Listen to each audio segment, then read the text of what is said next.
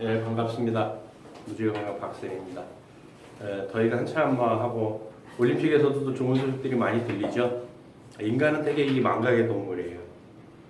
지금 사실 일본은 경제적으로 되게 곤란한 상황에 나왔어요. 적자가 30조 가까이 된대요. 다 국민 세금인데 30조면 얼마나 돈이냐면 우리 평범한 인간들은 셀 수도 없는 돈이에요. 정말로 죽을 때까지 세도 다 못 세고 죽을 거예요 아마. 그런 돈이 이제 적자가 된 거예요. 그래서 이제 어떤 사태까지 지금 벌어지고 있냐면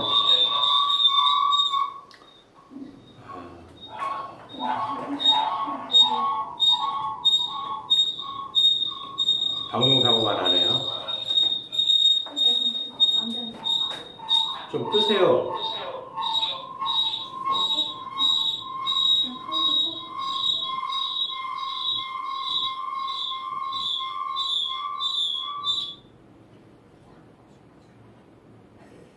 아니 이거 라이브를 찍는데 좀 신경 좀 써주시지. 이거 공간에 뜨네. 30조란 돈은 어마어마한 돈인데 지금 어떤 사태까지 벌어졌냐면 일본에서 큰 화재가 났는데 발전소가 터진 거예요. 발전소 폭발을 일으켰는데 그 냉각기를 돌릴 돈이 없어서 정부에서 스톱을 시킨 바람에 과열 폭발을 했어요. 지금 동경전력에서 발표가 됐는데 그런 사태까지 벌어지고 있는 거예요. 그럼 이게 일본 얘기냐? 우리나라도 조만간 이제 그나마 우리는 다행인데 일본 같은 경우는 우리나라는 지금 이제 국채를 많이 발행했다 하더라도 GDP의 50%를 살짝 넘었거든요. 그러니까 1년 벌어서 갚아야 될 게 50%가 빚인 거예요.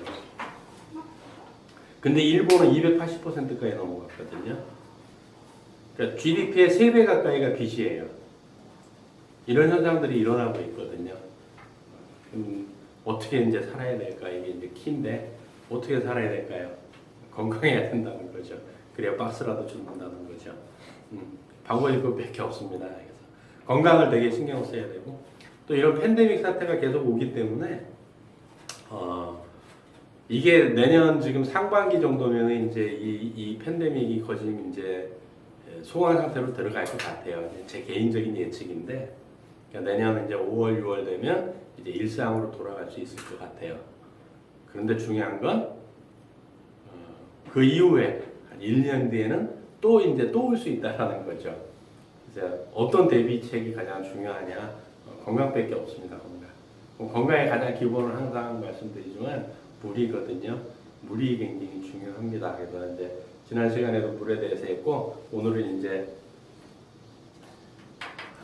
이런 책을 선정을 했어요. 물속에 든 염소가 범인이다라는 책인데 이 책은 이제 어떤 각도에서 썼냐면 조셉 프라이스 박사가 지은 건데 이 책의 내용을 그냥 간단하게 말씀드리면 이런 거예요. 심장 질환이 많이 일어나는데 그걸 조사해 보니까 물속에 있는 염소가 범인이다라고 얘기한 거예요. 심장 질환에 국한된 거예요. 전반적인 얘기가 아니고 심장병하고 관련된 거로만 파악이 된 거예요. 그러니까 이 책이 다 진실이라는 얘기가 아니고요. 심장병에 관련돼서 본다고 한다면 상당히 연관성이 있다라는 얘기로 인지를 해주시면 좋습니다. 저자인 조셉 프라이스 박사는 의학 박사고요. 41년생이시네요. 미시건주 친숙한 주네요. 미시건주 제네시 카운티 테드포드에서 태어났고요. 62년 미시건 대학에서 학사, 66년도에 의과대학, 미시건대 의과대학에서 박사학위를 받으셨네요. 여러 가지 하셨는데 어쨌든 간에 지금도 뭐 지역병원에서 일하고 계신답니다. 이 책이 나왔을 때 당시죠. 이 책이 이제 몇 년도에 나온 책이냐면 2006년도에 초판이 나왔고 12세가 돼갖고 2012년도까지 이게 계속 발행된 책이에요. 그러니까 아마 그냥 쉽게 이렇게 막 네 생각이지 하는 정도의 책은 절대 아니라는 얘기예요. 그래서 심장병에 관련돼서만 이 책은 좀 이렇게 연관지어서 들어주시면 좋겠습니다. 이제 머리말에 보게 되면 많은 사람이 잘못된 조언을 받아들여 화학물질이 잔뜩 첨가된 인공 저콜레스테롤 음식을 먹으면서 건강에 좋을 것이라고 생각하는 현실이 안타깝다. 그들은 정말로 건강에 좋은 자연 음식이 아닌 인공 음식을 먹으면서 먹기에 사는 대신 살기에 먹는 것 같은 삶을 살고 있다. 그러한 식습관은 동맥경화증, 심장마비, 뇌졸중 등을 예방하는데 하나도 도움이 되지 않으며 오히려 인공 화학 첨가제로 인한 암 등의 질병을 유발할 수 있다. 그래서 물만 잘 마시면, 즉 염소가 없는 물을 마시면 심장마비나 관련 질환에 두려움 없이 어떤 것이라도 먹을 수 있다. 계란, 소세지, 베이컨, 버터 바른 토스트, 버터를 녹여 얹은 야채, 소고기구이, 돼지고기, 햄, 포크찹? 이건 뭐 미국의 어떤 음식이겠죠. 양다리, 뭐 렌참, 전유, 크림 뭐 이런 거 가릴 필요가 없다. 물만 잘 먹으면, 염소가 없는 물만 먹으면 어떤 걸 먹어도 관계없다. 이렇게 얘기를 하시는 거예요. 그래서 물에 든 염소는 철저히 피하라라고 얘기를 했는데, 이 이제 조셉 프레이스 박사는 이렇게 얘기했는데 저는 이제 또 약간 다른 생각을 갖고 있어요. 콜레스테롤이라는 것도 사실은 되게 잘못된 상식들이 되게 많거든요. 콜레스테롤은 우리 몸에 절대로 필요하고 얘가 필요 없다고 한다면 간에서 만들지는 않을 거예요. 그러니까 콜레스테롤에 대해서 그렇게 구애받으실 필요는 없고, 그렇다고 예를 들어 가지고 우리가 맨날 소세지 먹고 계란 먹고 뭐 계란값도 올랐는데 어떤 계란 사 드세요? 어떤 계란 사 드시냐고요? 유정란 사 드세요? 유정란 엄청 비싼데 요즘 올라가지고. 저희는 이제 집에서 초록마을을 주로 이용을 하는데 초록마을에서 괜찮아요. 이제 해 먹어보면 노른자 색깔이 틀리거든요. 근데 보통 싼 게 싸다고 세일 해가지고 5,200원 10개 들은 게 뭐 아니면 5,900원 6,000원대 이렇게 되거든요. 근데 유정란이에요 다들. 그러니까 괜찮아요. 근데 이제 뭐 대형 할인점이나 이런 데 가서 사게 되면 싸긴 싸요. 뭐 30개 한 판 들은 게 뭐 7,900원 정도 하니까. 근데 과연 그게 유정란이냐 하면 아니라는 거죠. 그런 걸 많이 먹게 되면 염소는 피했는데 다른 문제로 아마 심장 질환을 일으키지 않을까, 이건 저 개인적인 생각이고요. 다 조심해야 된다. 근데 이제 이 박사님은 하여간 염소가 가장 큰 문제다라고 얘기를 하시는 거예요. 근데 막 먹으면 안 될 것 같은 생각이 듭니다. 그래서 이 책은 이제 2부로 돼 있는데 총 15장으로 돼 있어요. 그래서 1부는 이제 동맥경화증과 콜레스테롤 이론 이래가지고 나오고 2부는 이제 범인은 염소다. 그러니까 동맥경화증이나 콜레스테롤 이런 것들이 문제를 일으키는 게 다 염소가 범인이다라고 얘기를 하시는 거예요. 그래서 예, 프라이스 박사님이 어떤 입장에서 썼는지 한번 이제 보자고요. 전염병보다 더 치명적인 심질환이라고 이제 이 책이 나올 당시에 얘기를 했네요. 근데 지금 사실은 어때요? 팬데믹 상황에서 보니까 심장병이 문제일까요? 아니면 이게 전염병이 더 문제일까요? 코로나도 사실은 전염병이잖아요. 그죠? 전염병인데 개인적으로는 뭐 감기인데 어쨌든 간에 전염병보다 더 치명적인 게 심장질환일까요? 심질환일까요? 아니면 전염병일까요? 알 수가 없겠죠. 그때그때 달라요. 그래서 해마다 심각한 전염병으로 사망한 사람보다 몇 배나 더 많은 사람들이 심질환, 그러니까 심근경색이나 심장마비, 뇌졸중으로 생명을 잃거나 불구가 되고 있는 현실입니다. 이게 2006년도 얘기예요. 지금은 더 많이 늘었겠죠. 왜 더 많이 늘었을까요? 그만큼 더 안 좋은 가공식품들을 많이 먹었기 때문이라고 저는 보고요. 또 물도 마찬가지고요. 이제 물의 입장에 우리가 물을 공부하는 거니까 물도 사실은 상당히 안 좋아졌다고 볼 수밖에 없어요. 왜냐하면 어차피 지구가 형성되고 인간이 활용할 수 있는 물의 양은 변화가 없거든요. 그래서 이제 우리가 음용수라고 하죠. 편하게 먹을 수 있는 물의 양도 그 양이 줄어드는 것이지 물 전체 양은 줄어든 건 절대 아니거든요. 이번에 중국 같은 경우는 어때요? 중국이나 일본은 6호 태풍하고 8호 태풍이 상륙을 해가지고 이 중국 이 해남 쪽, 그러니까 남쪽 타이베이하고 이쪽 대만하고 이쪽에서는 아주 난리가 났어요. 댐이 무너지고 정확히 이제 보도를 안 하니까 몇 명이 죽었다라는 건 알 수가 없는데 어쨌든간 뭐 몇만 명이 사망한 걸로 외신에서는 이렇게 추측을 하는데 중국 정부는 뭐 68명인가 죽었다고 발표를 했어요. 근데 6만 8천 명이 아닌가라는 생각도 좀 들고요. 댐이 무너졌는데 그렇게 살아남기가 사실 어렵거든요. 그래서 이 심장 질환이 사실은 우리나라 같은 경우도 심장 질환이 사망 원인 거의 1, 2위를 다투고 있거든요. 좀 생각을 해보셔야 될 문제고, 심장혈관 질환, 뇌혈관 질환, 관상동맥, 심질환, 뇌졸중은 오늘날 인류에게 고통을 주는 가장 중요한 질병인 동시에 통제되지 않고 있는 질병이다. 특히 사망 인구의 절반에 해당하는 사람들이 관상동맥 심질환과 동맥경화증이 원인으로 작용해 사망하고 있다라고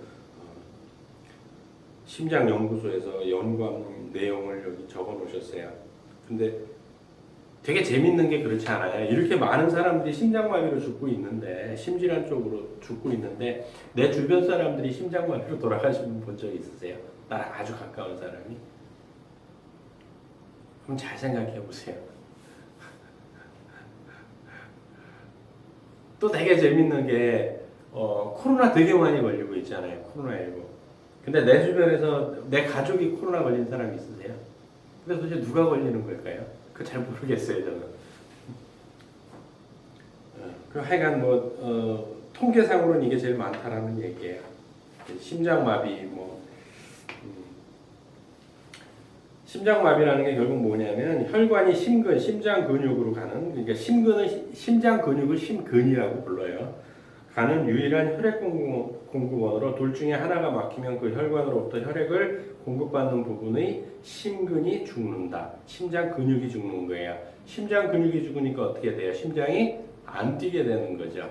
그래서 심장 마비가 오는 거예요. 심근의 일부가 죽는 것을 의학용어로 심근경색, 일반적인 용어로는 심장마비라고 부른다. 이렇게 돼 있어요. 그러니까 정식 의학 용어는 심근경색이에요. 우리가 일반적으로 얘기하는 심장마비가 의학적인 용어는 심근경색이라는 얘기예요. 뭐 때문에? 혈관이 막혀서. 왜 막히느냐? 혈관 벽에 콜레스테롤이 끼든 이런 것들이죠. 심장마비 환자 중 많은 사람이 급성경색을 겪기 며칠 전 혹은 그 이전부터 간헐적인 가슴의 통증을 느끼는데 이를 경고성 통증이라 한다. 그래서 제가 항상 그런 얘기를 좀 많이 했던 것 같은데, 몸이 보내는 신호를 무시하시면 절대 안 되거든요. 근데 많은 분들이 몸이 보내는 신호를 되게 무시를 하세요. 그래서 몸이 보내는 신호를 잘 인지를 하게 되면 갑자기 죽을 일은 없거든요. 그리고 이 심근경색, 그러니까 심장마비가 얼마나 억울한 줄 아세요? 왜냐하면 암이든 다른 환자들은 어쨌든 간에 이게 좀 기간이 있단 말이에요. 예를 들어서 병원에서 1년 남았습니다 해도 1년이라는 시간이 있잖아요. 그 사이에 내가 뭔가를 정리를 할 수도 있고 뭔가 내 삶을 되돌아보면서 마무리할 수도 있는 상황인데, 심장마비가 오는 순간 끝이에요. 끝. 아무 말도 하고 죽을 수도 없어요. 어떤 말도 남길 수도 없는 거거든요.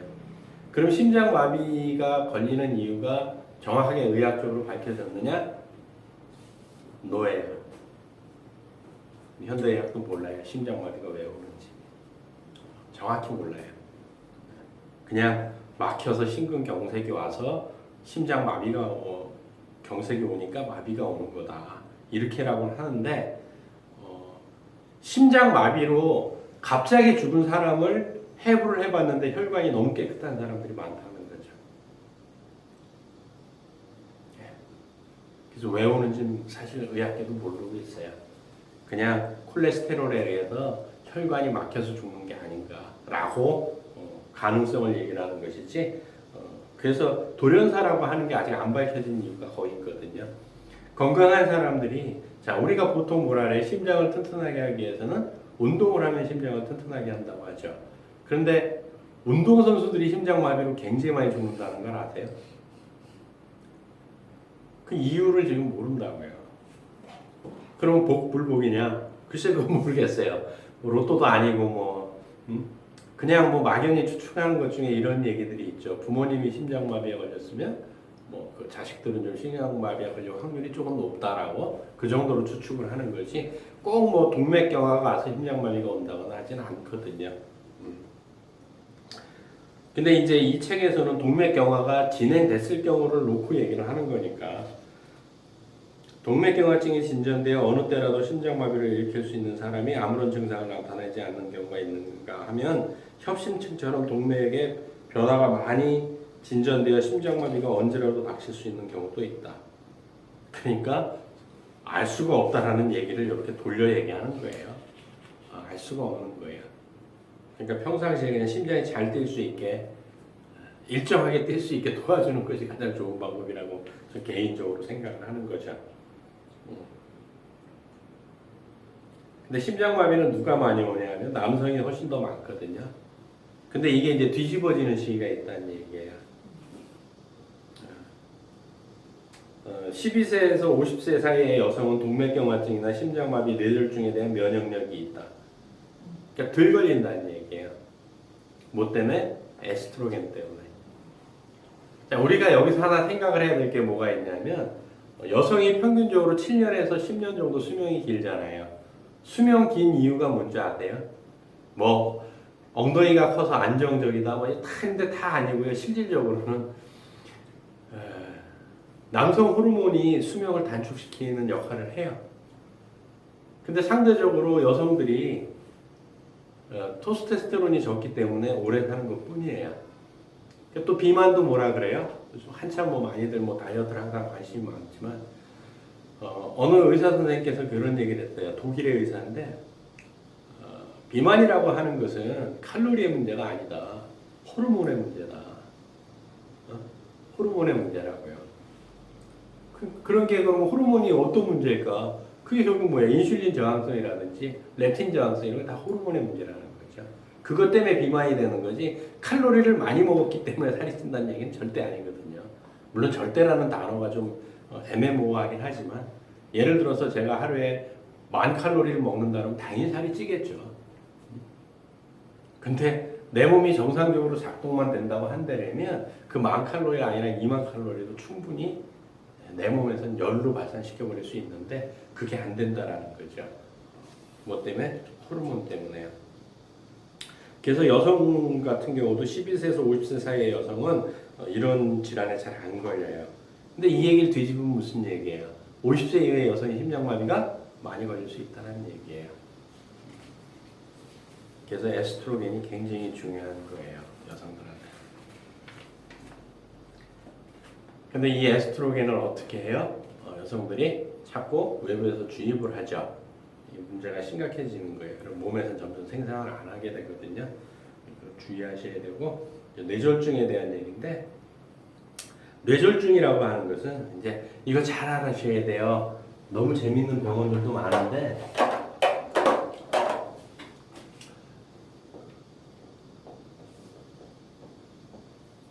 중이에요, 중.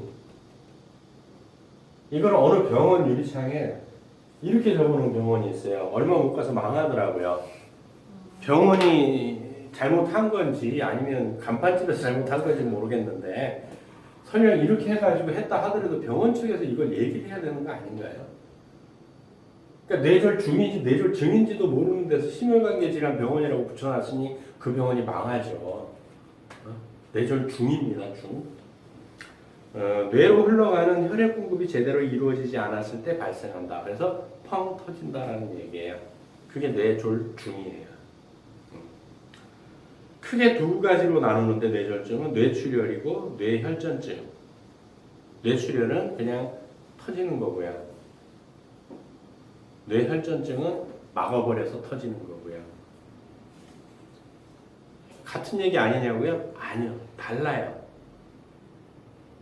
뇌출혈은 혈관이 막히질 않았는데 혈관이 터진 거예요. 뇌혈전증은요. 혈전이 막혀가지고 그 아래쪽에서 터지는 게 두 가지라는 얘기예요. 그러면 일단 뇌출혈 같은 경우는 뭐예요? 혈관이 자체가 터진 거거든요. 결국 뭐예요? 몸에 콜라겐이 부족하다는 얘기죠. 혈관이 터졌으니까 탄력이 있어야 되는데 그래서 몸에 그런 분들 보게 되면 근육 자체도 별로 없으세요. 근데 뇌혈전증은 기름 덩어리가 혈관을 막아서 정체가 돼서 거기서 압력을 받고 터지는 거예요. 이게 다르다라는 거죠. 그러니까 뇌혈전증 같은 경우는 탄수화물 섭취가 많은 분들이 많이 생기는 거고요. 뇌출혈, 그냥 일반적인 뇌출혈 같은 경우는 근육이 없어서 단백질 섭취가 부족해서 생기는 것들입니다. 이렇게 했더니 또 오늘 단백질을, 불금인데 단백질을 먹자라고 또 이제 덤비시는 분들 계시죠.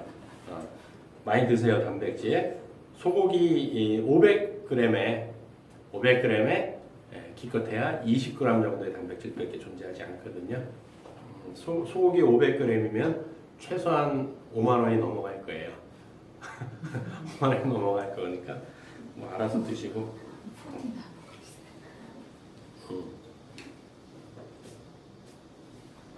그러니까 이제 여기 이제 기타 동맥경화성 질환해 가지고 동맥경화증의 결과로 나타나는 중요한 두 가지 질병은 아까도 말씀드린 심장마비와 뇌졸중 두 가지다.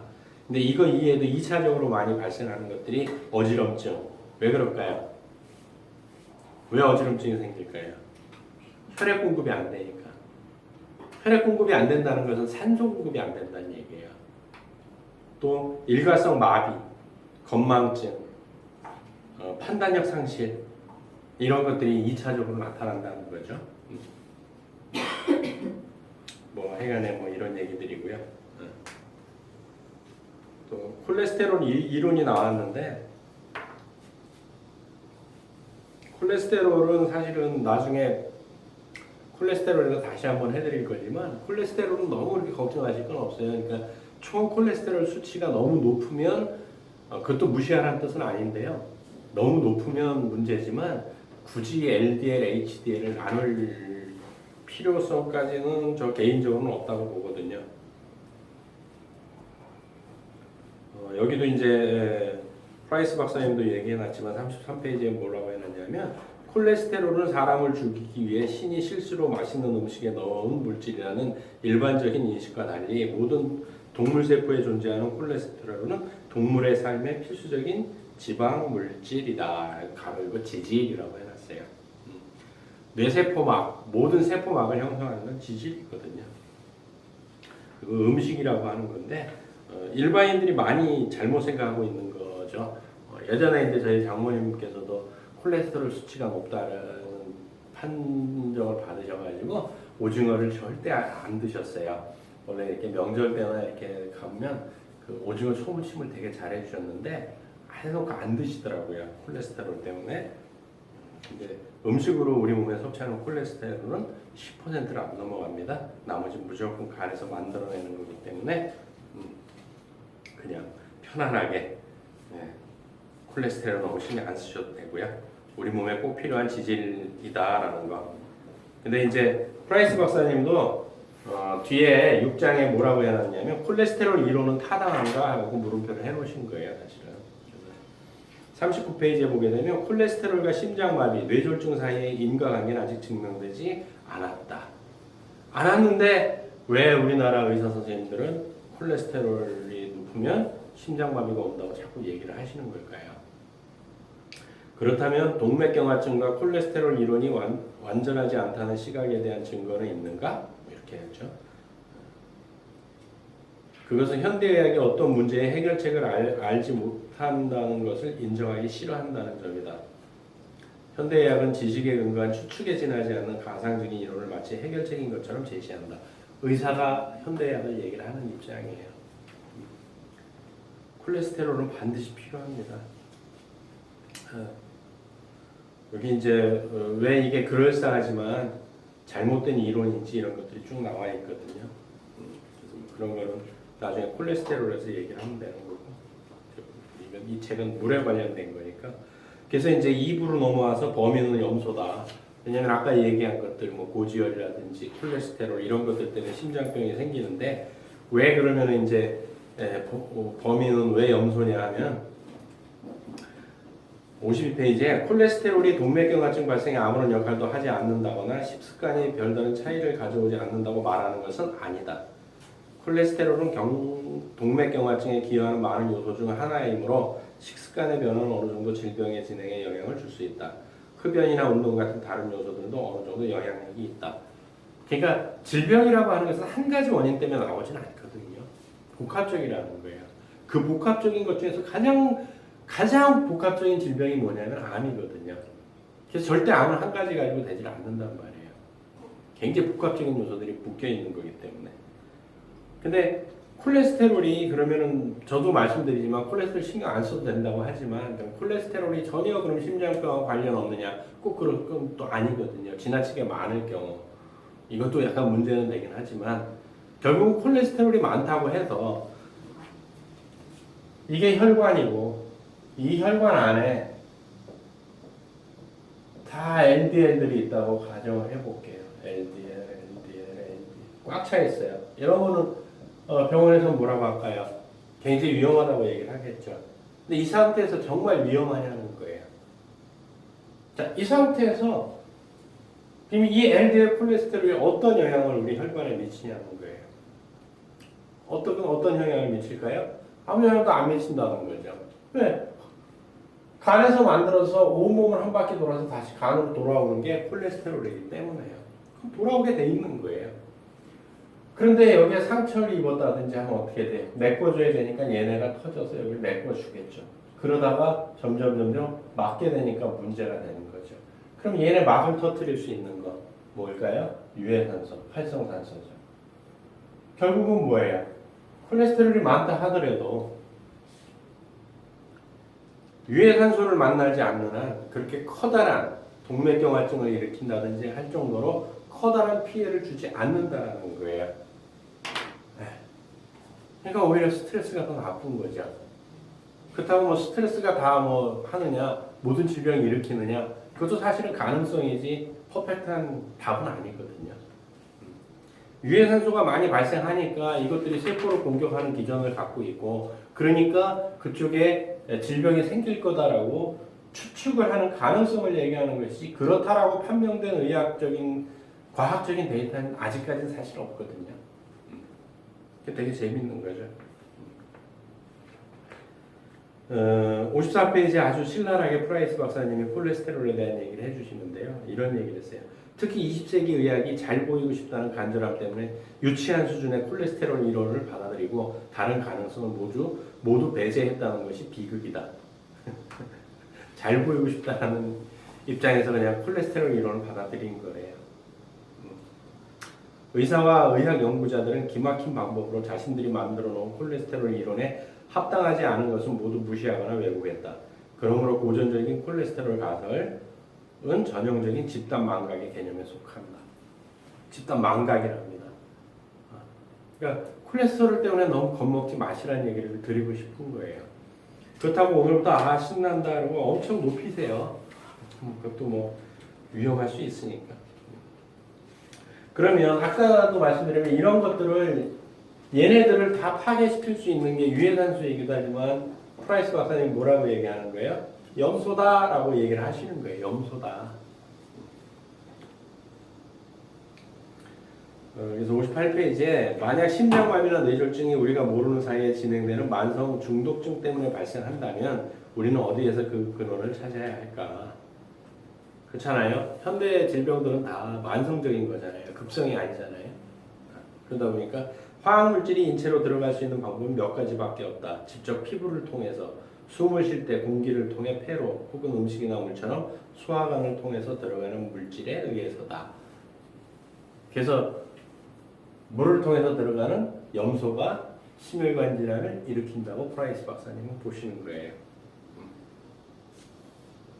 59페이지에 이온 무기질의 농도가 높은 물일수록 관상동맥 심질환이 적게 나타난다는 것과 물의 세기는 심질환 및 혈관 질환을 제외한 다른 어떤 질병과도 연관되지 않는다는 것이 알려졌다. 이 얘기가 되게 어렵죠. 이온 무기질이 높을수록 관상동맥 질환을 안 일으킨다는 얘기예요. 이 얘기는 미네랄이 충분히 많은 물들은 관상동맥 질환을 안 일으킨다는 얘기예요. 미네랄이 살아있는 물을 드셔야 된다는 얘기인 겁니다.